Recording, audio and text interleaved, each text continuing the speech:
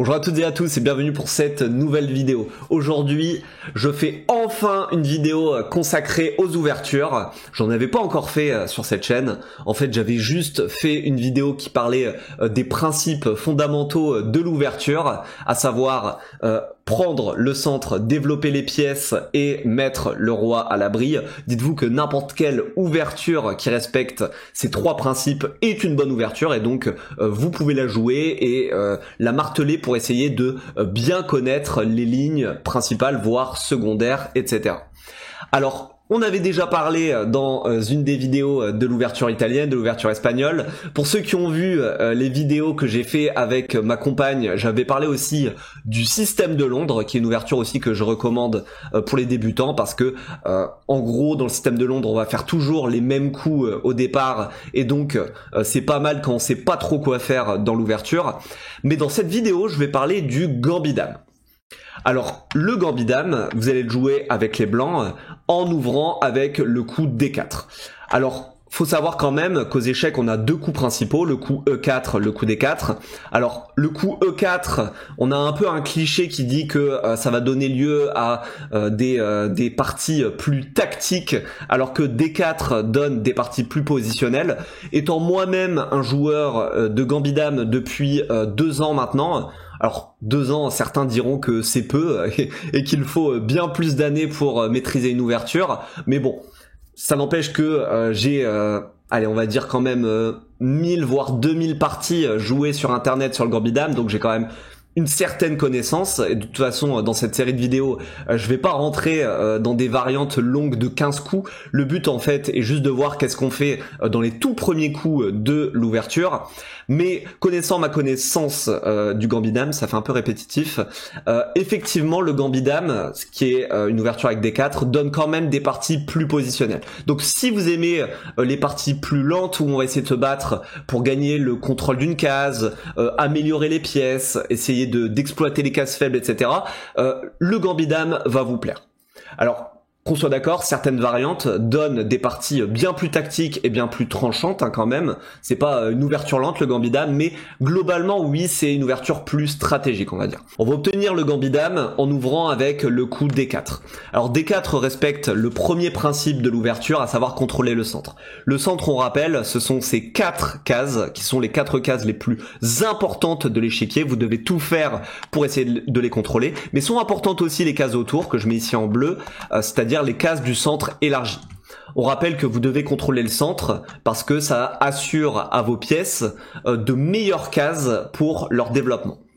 Donc D4 met un pion au niveau du carré central, coup très logique, et là-dessus vous avez 2 grandes réponses pour les noirs. Vous allez avoir le coup cavalier F6, cavalier F6 sera traité dans une autre série de vidéos parce que ça donne plein d'autres ouvertures comme les Est indiennes, les Nimzo indiennes, les Benoni, les Grunfeld, etc. C'est ultra riche et c'est pour ça que je traiterai ça bien plus tard. On a déjà pas mal de travail avec le gambit dame. Donc là-dessus, on va traiter l'autre coup principal, à savoir D5. D5 paraît logique, les noirs veulent à leur tour contrôler le centre et donc ils mettent un pion au niveau du carré central. Alors maintenant qu'ils ont joué D5, vous allez pouvoir obtenir le gambit dame en jouant le coup C4. Alors là-dessus, vous comprenez pourquoi on appelle ça le gambit dame, vous avez le mot gambit. Ici, les blancs donnent un pion aux noirs. Voilà, les noirs ici peuvent manger le pion C. Évidemment, comme dans n'importe quel gambit, les blancs ils ont des idées derrière la tête. Là ils donnent pas un pion généreusement pour dire de donner le pion C, non. En cas de prise de ce pion, ils vont avoir ce qu'on appelle des compensations positionnelles. On va y revenir plus tard, mais pour l'instant on va d'abord aborder les coups principaux, les coups en fait qu'on a tendance à recommander aux débutants et aux amateurs qui souhaitent se créer un répertoire sur le gambit dame. Ici les coups principaux ce ce sont E6 et C6. Dans les deux cas, on va décliner le gambit-dame, en fait on refuse de capturer le pion C4, et à la place, avec le coup E6, on va défendre le pion D5. En fait l'objectif c'est, en cas de prise, de s'assurer, après pion prend, la présence d'un pion au niveau du carré central. Alors évidemment, sur C prend D5, on ne reprend pas de la dame, parce que on perdrait un temps et on permettrait au blanc de se développer gratuitement avec cavalier C3. Ici la dame est attaquée, la dame doit donc bouger par exemple en A5 ou en D8, mais là les blancs sont très contents parce qu'ils ont pu développer gratuitement leur cavalier. Donc évidemment on ne reprend pas de la dame. Ici on a fait E6 pour reprendre du pion E et s'assurer la présence d'un pion au niveau du carré central, le carré le plus important aux échecs.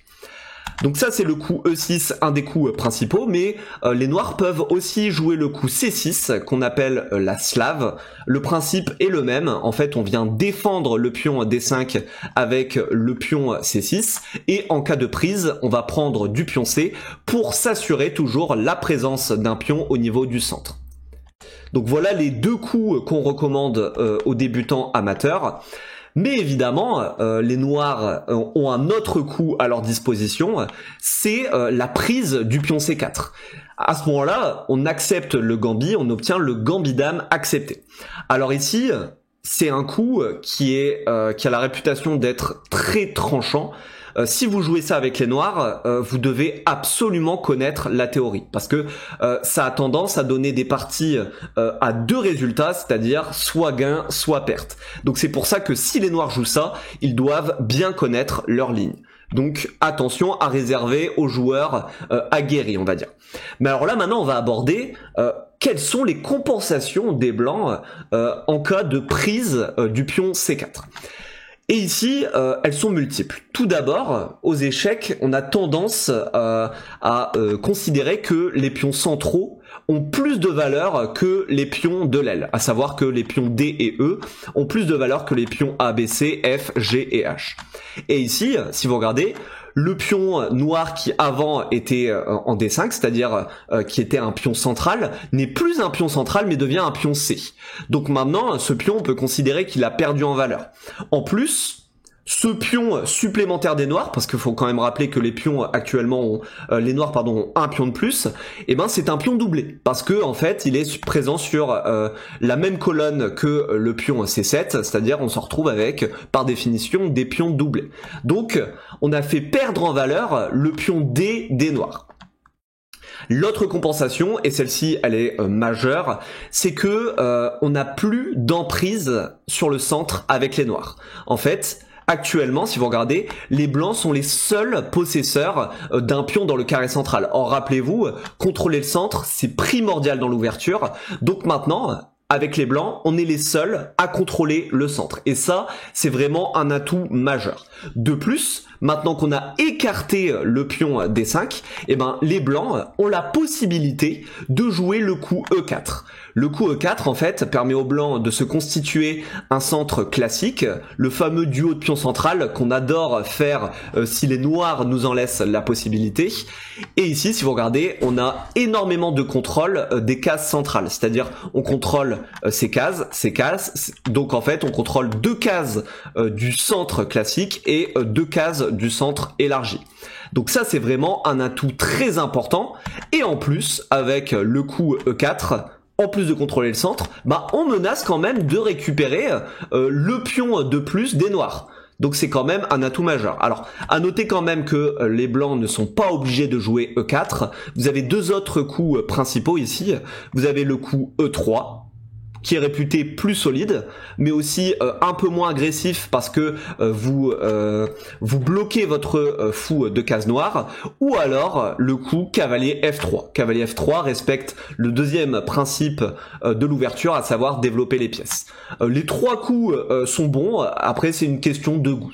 Personnellement, moi je ne joue que le coup E4, et donc la suite des vidéos, je vais les faire lorsque je vais traiter du gambit-dame accepté, seulement avec le coup E4. J'espère que vous avez aimé cette première vidéo d'introduction au Gambidam. La prochaine fois, on rentrera bien plus en profondeur dans le Gambidam accepté, le Gambidam refusé, la slave, etc. On va entrer vraiment dans le vif du sujet dans les prochaines vidéos. Donc, n'oubliez pas de les regarder. À la prochaine pour une nouvelle vidéo. Ciao, ciao.